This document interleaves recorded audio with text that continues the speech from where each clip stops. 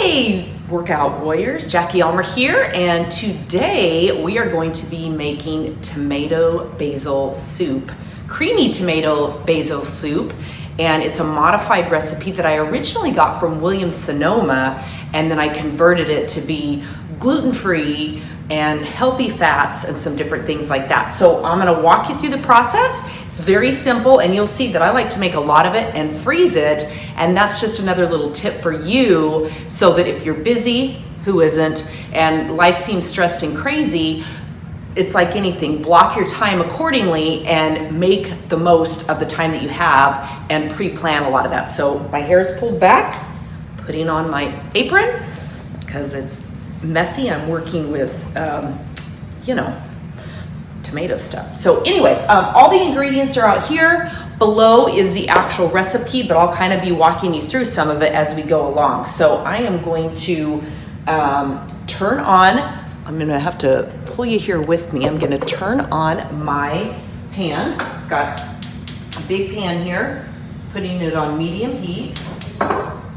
And I am a gas stove aholic. In fact, when we were looking for our house here in Scottsdale about 3 years ago, that was the number one on my list. It was like, don't even show me a house that doesn't have a gas range. And number 2 is the pool. Okay, so the first thing, we've got that heating, okay? It calls for, I believe it's 2 tablespoons. I usually use a 1/4 cup of olive oil.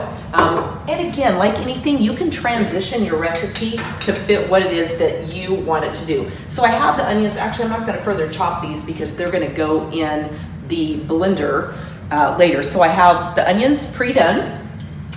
Again, this was full onions as part of my process to make the most of my time. I pre-prep as much as possible. So I look ahead for the week. What am I gonna be cooking? How many onions do I need? What all do I need onions for? So I chop onions one time for the week, ideally. And I'm really starting to get into more glass to store my stuff in. And as you can tell, these are just glass containers that I've saved from everything from spaghetti sauce to olives and that type thing. So I really like to recycle in that way and use it because I like glass better than plastic. Okay, so I'm just gonna put those in here. Okay, they'll start heating in the olive oil. Dump all that in there. And then it also calls for garlic. I use the minced garlic from Trader Joe's. I have a garlic press. I don't like working with garlic. I don't like the way it makes my fingers smell. I just usually do a pretty generous teaspoon. I cook from a recipe, but I don't follow the proportions exactly, as you'll see. And if you're fairly new to cooking or you're not comfortable with that, I know my daughter is like, Mom, come on, I need the exact recipe.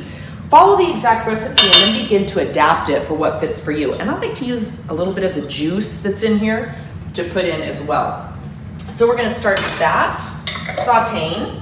Okay, we're gonna get that sauteing, and then I'm gonna chop up some other things and get those ready. So what we do with the onions and garlic, we're gonna cook those over a medium heat for a few minutes just to get them translucent, slightly browned, because I like them slightly brown. And then we'll begin adding other things. We'll be adding celery, chopped celery, sauteing that. Oops, my dog will love that. Carrots, and then I like to put red and green pepper in, and some spinach. I've adapted that from the original recipe. And for those of you who are moms, I'm gonna tell you that this is how I used to trick my husband and my children into eating more vegetables, is I would put as much as I could into a sauce, puree it up, and nobody would ever know the difference. Okay, so another thing that it calls for is fresh basil, and I add spinach into the equation too, because again, my goal is just to get as many good vegetables in that sauce hidden as I can, because even today my husband doesn't like spinach. He loves it fresh in a salad, but he does not like to eat it at all in anything, so I figured out ways to hide it, because when you cover it with tomatoes and cream and all that other stuff, it's great. And I like to cut this up just a little bit. It's going to be pureed in the blender, but I just like to finely dice it up just a little better. I just feel like it cooks it up and it lights better when it's done like that. So that's one of the things that'll be going in next.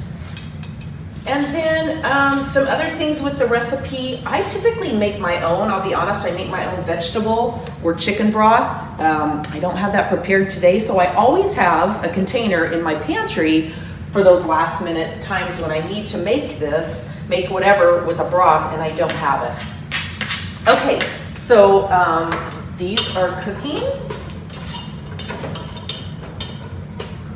And while those are cooking, we've got this ready. We'll be chopping up the basil in a little bit. I use coconut milk instead of regular milk, although there's nothing wrong with using regular milk. It's just a preference I have. It's a healthier fat. I'm not really a milk person. So while that's cooking, we'll talk about the tomato part of it.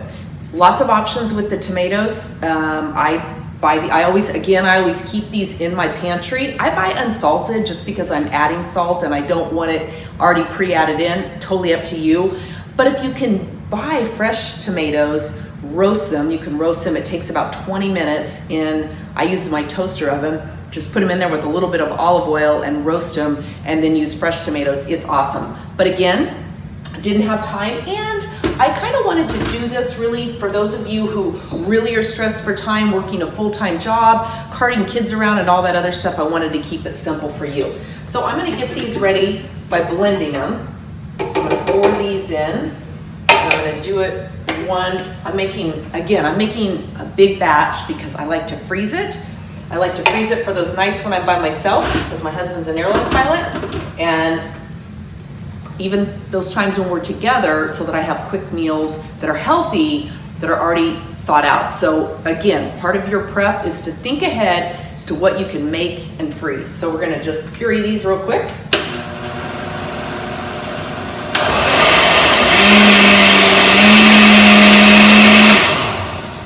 And then I'll do the other one and we'll chat about the next steps.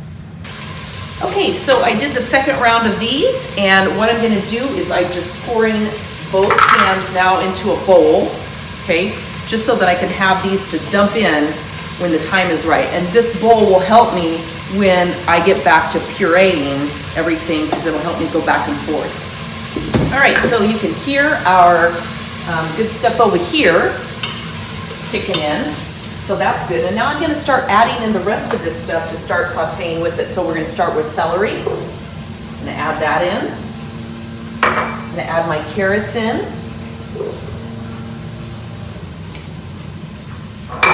And I'll go ahead and put the peppers in as well. Might as well just saute all of that at one time and get it going. Stir that up. And that's one of the reasons that I use more olive oil. In fact, I can see just from looking in there that it's a little shy. So I'm gonna just put it in. You can't really mess up. You can't do too much. And you'll find one of the reasons that I'm not really into baking all that much is because when you bake, you have to be much more precise. So I'm gonna let that simmer. I'm gonna put the lid on to let that simmer a little bit, and then we'll get to the rest of it. Okay, so our vegetables are basically translucent now and they're ready. So the next step is to stir in about 1/3 of a cup of flour. Now this is almond meal. I've said before, I use almond meal and almond flour almost interchangeably, even in baking, because I honestly don't find that much difference. Now, I'm not a fine artist in terms of baking, but I find that it works just as well and it's less expensive. I think because it's finer and the skins are actually included, which I don't mind. So I'm just gonna put just sprinkle this in, almost like you're making gravy. Okay, it's basically used for a thickener. So I'm gonna add all that in there, stir it up good. I'm gonna turn this down just slightly lower, and it's gonna cook for 1 to 2 minutes. All right, so while we're waiting for the flour and the vegetables to cook down just a little bit, one of the next things I'll be adding is basil. And I love growing fresh basil. I was lucky when I moved in, and I'm just, even though it's gonna puree, I'm just chopping it up a little finer with my lovely Cutco scissors. When I moved into my home in Scottsdale, I was really lucky because there were already two raised bed gardens, and I've never been a gardener, but I've always wanted to, and I have found I do really well with herbs and not so great with other stuff, but that's okay. Herbs are my favorite to grow, so I always have fresh basil, rosemary, sage, oregano, Here's some melons. I don't know if you can't see my dog at my feet, but he ate my melons over the summer, but that was okay. We'll try those again. Fall's coming, so I'll be planning some other things, but I love having all of the fresh herbs to try out. Okay, so that'll be ready to go in there. And so our next step is just to add in all the rest of the ingredients. All right, so here we go, adding in everything else. We have our vegetables and we have the flour all good and juicy in there. I'm gonna turn the camera just slightly so you can get just a little better angle of that. Okay, so step number one, we're gonna add in those tomatoes that I pureed already, okay? So we're gonna put those in there, just dump them in. You can see why I wear an apron, because it can get splashy. Scooch all of those out of there. So there's the tomatoes. We're gonna add in the tomato paste.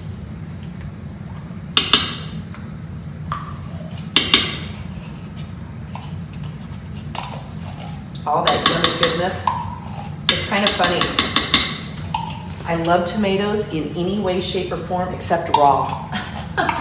My mom has tried to get me to eat them in salads, on sandwiches, sneaking them into stuff, and I just can't do it. Even like a caprese salad, every once in a while, if the tomato is just right. But you know, for me, it's like a texture thing. I don't love the gloopy stuff, whatever you call that. I don't like the innards of a tomato. Okay, so we've got the tomatoes, the tomato paste. We're gonna add in 3 cups of broth, but I actually only add in 2. So don't pay attention to everything that I'm saying, follow the recipe, because I promise you, the recipe will be exactly how I do it. I'm thinking ahead to what, because I read the original Williams-Sonoma, but I didn't read my own. So we'll pour in the vegetable broth. I didn't read my own converted one, which was crazy. And then we're also gonna put the spinach in now. So there goes that, more on my floor. That's what vacuum cleaners and dogs are for. There goes the basil. And then the agave, which I just kind of do a little squirt, which is the sweetener. I don't like to use sugar. I'm not a purist. I do sometimes. I use organic sugar, and you know, there's a lot of differing opinions as to whether this is healthier. I get this at Trader Joe's also. Do what makes you feel good, seriously, and pay attention to your body and different sensations that you get, different things that show up for you when you eat. Okay, so those are the next components. We're gonna stir all that in really good. We're gonna turn it back up to medium-high to get it going. And then after it's cooked for a little bit, then we'll start the pureeing process and get it all good to go.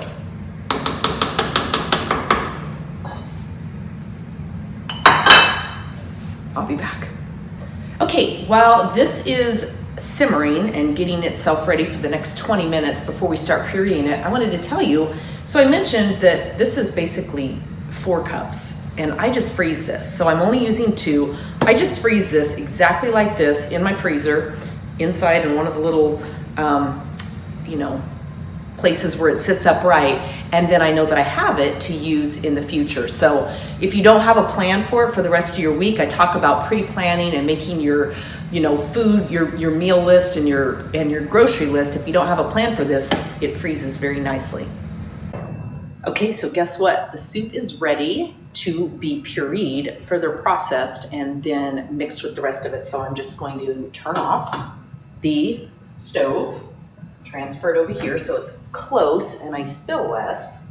And then I'm just gonna put about halfway through into the blender and begin pureeing it. And you don't want to put too much in at a time, because the heat, as you can see, it's very hot. It can really overflow and get messy. So I just use a simple cup measure, do about 2 cups. Put the lid on. I always start it on very low. And the longer you do it, the longer you blend it, the more pureed it gets. And you can move it up the speed. Let's get started.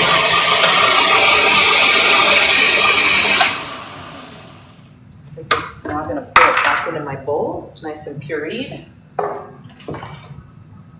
And I'll continue to do the exact same thing with the rest of this.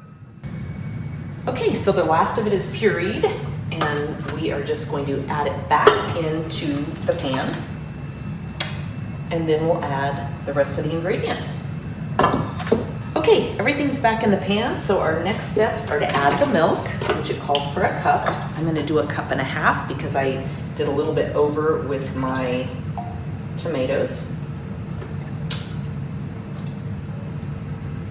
Add that in. Oh, I better turn it back on. I do it on medium. There's the milk. And this is my top secret ingredient, which is Trader Joe's goat milk yogurt. You don't have to put this in, it's in the recipe. You don't have to use goat. You can use just regular plain. I just love the tangy texture of goat. So I just do like, I would say I'd probably add 1 cup. I'm not measuring it as a cup. I'm just dolloping it in. But again, all of this is designed for you to make it exactly how you want it based on your taste buds and what you like. Salt and pepper, we're gonna season it. This is where it's kind of tricky too. I'm gonna put on the ingredients list what it says that it needs. What I'm gonna tell you is that, again, it's to taste because everybody's individual and what they like. And what you'll find is once you get this blended, you may need to add in a little bit more of the agave. Now, for my next secret ingredient, stand by. As somebody said, maybe Julia Child, but I've seen it a million times, I like to cook with wine, and sometimes I even add it into the recipe. So that's my other little secret, about 1/2 to 3/4 cup of red wine goes beautifully in your tomato soup. Now we're just gonna whisk it all up and let it simmer for a bit and put the final seasonings in, whether it needs more salt, pepper, or sweetener. And again, you'll just have to decide for yourself. But once that's all done, it is ready to serve, ready to eat, and ready to freeze if you decide to do that. That is my infamous tomato basil soup. Creamy. Bon appetit.